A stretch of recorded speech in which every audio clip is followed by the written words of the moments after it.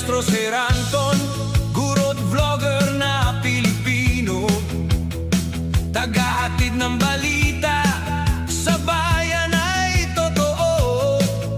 Mga benepisyo ng guro, kanyang tinatalakay. Sa video natin ngayon mga maestro ay pag-usapan naman natin itong tungkol sa mga natitirang benefits na maaari pong matanggap ng mga teachers and other government employees. Ayan. So, marami po kasing mga nagtatanong pa rin sa atin kung meron pa ba tayo mga inaasahang mga benepisyo, mga bonuses na inaabangan po ngayong 2026 po. So, especially po ngayong natitirang halos limang buwan na lang po mga maestro. So, napakabilis ng panahon. Ayan, almost 5 months na lang po ang natitira sa 2026 kasi ngayon po ay July 19 po. Halos katapusan na ng July. Ayan, so after ng July, of course, so meron na lamang po tayong 5 buwan po para sa 2026. So syempre yung mga kamaestro natin dyan at ibang mga kasama natin sa ibang mga agency ay excited na kung ano-ano po ba yung mga inaabangan po natin mga bonuses po mga kamaestro. Lalo pat napakabilis lamang po ng araw po. Ayan. So pero bago yan, ayan, so nice ko muna pong kumustahin ang lahat po mga kamaestro po natin dyan. Ayan, kumusta po kayo? Ngayon pong araw ay sa linggo or Sunday. Ayan, so sana po ay nakapagsimba na po yung mga kamaestro natin sa mga Katoliko at sa ibang mga relihiyon naman sa mga kapatid natin sa ibang pananampalataya ay sana po ay nakapagpasalamat na rin po tayo sa atin pong Panginoon. So ngayong araw po ay Sunday, sa bukas po ay Monday na naman. Ang napakabilis ng araw po mga maestro. And in fact parang nasa kalahati na tayo ng first term. Parang wala na nga. Parang wala na nga sa kalahati ng first term. So ibig sabihin ay palapit na tayo sa pinakauna, kauna-unahang first term examination. Na mangyayari po yan kung hindi tayo nagkakamali ay sa katapusan po ng August. Ayan. So, balikan na natin. Ito pong ating topic for today's video. Yun nga po, alamin natin yung mga natitira pa mga benefits para sa mga teachers and other government employees. Unahin po natin itong mainit pa, yung performance-based bonus na parang 2 linggo pa lang ang nakakaraan ng ito po ay naibalita, at kinonfirm mismo ng atin pong gobyerno sa pangunguna po yan ng Department of Budget and Management ng DBM na mag-release pa nga rin po ng PBB 2024 sa kabila po yan ng suspended pa rin yung atin pong EO61. Ayan. So, confirm po yan. Meron po tayong matanggap na PBB 2024 although hindi pa alam kung sino-sino ba yung mga agency na madi-disqualified kasi ito nga po ay hindi naman automatic na bonus na natatanggap po ng bawat isang government employee. So, mag-undergo po yan ng evaluation, ng checking ng mga documents, kung qualified or hindi, ang isang agency at ang isang individual. Po mga maestro. So, yun po yung abangan po natin. Ayan, when it comes to amount naman, syempre, hindi pa po yan specific kung magkano. So, depende po yan sa points na makukuha. Usually po, nagre-range po yan ng 45.50% hanggang 65% of the monthly basic salary. So, hindi naman po siya 100% ng atin pong monthly basic salary. So, nagre-range po siya, ulitin po natin, usually ay 45.50% hanggang 65% ang maximum po ng ating pong monthly basic salary. Ang kadalasan pong natanggap na performance-based bonus. So, depende po yan sa magiging score po ng atin pong agency. And, kung kailan naman siya matatanggap, nabanggit na po yan ng DBM at ni Yuse Claire Castro sa mga nakaraang naging pahayag na kung sino man po yung magka-qualify na agency ay expected pong matanggap yan from October to November this year. Ayan, so malapit-lapit na po mga maestro. So hopefully ay bilisan bilisan po yung proseso ng evaluation, ng checking ng mga documents. Ayan, para maabot po niyo yung time frame na binigay po ng DBM at ni Yuse Claire Castro na ang earliest possible is October to November 2026. Pero ulitin po natin, ito po ay hindi automatic. So, depende po yan sa magiging result ng evaluation sa kanya-kanya po mga agency. Alright?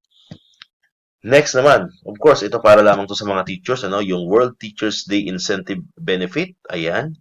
Na kung saan kadalasan nito po ay nakukuha, po mga maestro, kapag nagse-celebrate po tayo ng World Teachers Day, usually October, po mga kamestro, first week ng October, October 4, October 5, something, mga ganyan. So, yan po ay abangan po natin ngayon pong darating na October. Although yan po ay 1,000 pesos po mga kamestro, although meron pong pinasang or inihain po na panukalang batas or bill na gawin po siyang 3,000 pesos, yun po ang ating World Teachers Day Incentive Benefit. Pero yun po ay hindi pa naman po approved. So, alam ko po, mananatili pa rin sa 1,000 pesos po yung matatanggap po natin na World Teachers Day Incentive Benefit. So, hopefully by the coming years, especially next year, ay maaprubahan po yon at maging 3,000 pesos na po. But for the meantime, this year ay 1,000 pesos po na po ang sure na matanggap po natin na World Teachers Day Incentive Benefit. Alright, so next ay ang year-end bonus po mga kamestro. So year-end bonus, yan po ay para naman po yan sa lahat ng government employees, hindi lang teacher. Ayan, so usually po natanggap po natin yan ay not earlier than November 15, po mga kamestro, yung atin pong year-end bonus.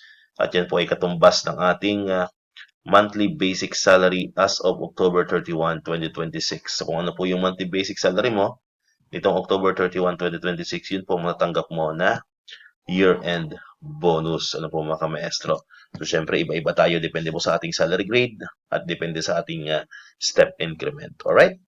Next ay cash gift. Ito naman po ay fixed na 5,000 pesos at kadalasan po ay natanggap din po yan ng lahat ng government employees. And of course, yan po ay kasabay na ibinibigay na po sa year-end bonus. Ayan. So, cash gift po yan. Nagkakahalaga po yan ng 5,000 pesos at usually ay not earlier than November 15 of each year naman po yan ibinibigay na po mga kamestro. Next, we have the productivity enhancement incentive. Ayan. So, typo error lang po yung mga kamestro na po, pasensyahan nyo na. So, yan po ay incentive. Po? So, productivity enhancement incentive or PEI. Po? Yung PEI po natin. So, yan naman po ay kadalasan ibinibigay ng December po ng taon. Ayan. So, for qualified employees naman po yan mga kamestro. So, ngayong December 2026 po yan, inasahang darating po yung ating pong PEI. Alright? At ang pinakahuli po ay ang Service Recognition Incentive o SRI 2026. Although ito po ay hindi pa confirmed. Ayan, kasi yan po ay depende po sa Pangulo kung magbibigay po siya ng Service Recognition Incentive. So, ito po hindi pa sure.